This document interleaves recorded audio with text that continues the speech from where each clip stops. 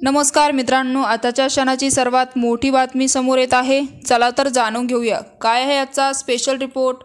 सविस्तर बातमी जाणून घेण्यापूर्वी आपण चॅनलवरती नवीन असाल तर चॅनलला सबस्क्राइब करा आणि बेल आयकॉन प्रेस करायला विसरू नका।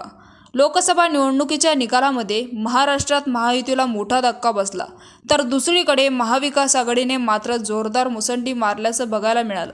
तर लोकसभेत महाविकास आघाडीला अपेक्षेपेक्षा जास्त जागा मिळाल्या। आता विधानसभा निवडणुकीत अवघ्या काही महिन्यावरच येऊन ठेपल्या आहेत, त्यामुळे सर्वच राजकीय पक्षांना विधानसभेचे वेध लागले आहे। तर मोर्चा बांधणी सुद्धा सुरू झाली आहे।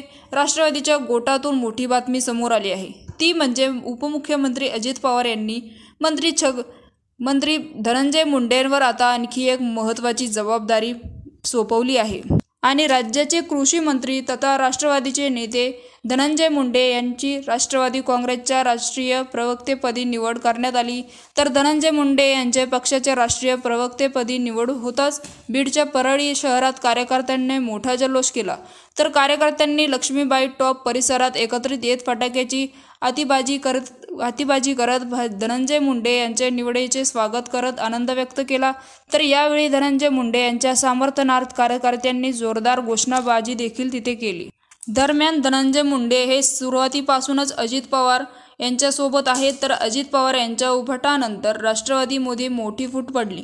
तर राष्ट्रवादीत दोन गट पडले, एक राष्ट्रवादी अजित पवार गट, दुसरा राष्ट्रवादी शरद पवार गट। या सर्व घडामोडीमध्ये धनंजय मुंडे यांनी सुरुवातीपासून अजित पवार यांना साथ दिली।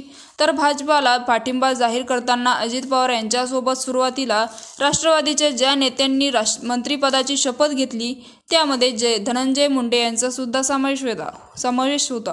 तर दरम्यान त्यांना आता राष्ट्रवादी काँग्रेसच्या राष्ट्रीय प्रवक्तेपदाची देखील जबाबदारी देण्यात आली आहे। तर मित्रांनो, याविषयी आपल्याला काय वाटतं आम्हाला कमेंट बॉक्सच्या माध्यमातून नक्कीच कळवा आणि चॅनलला अजूनही सबस्क्राइब केलं नसेल तर चॅनलला सबस्क्राइब करा। तुर्तास धन्यवाद। जय महाराष्ट्र।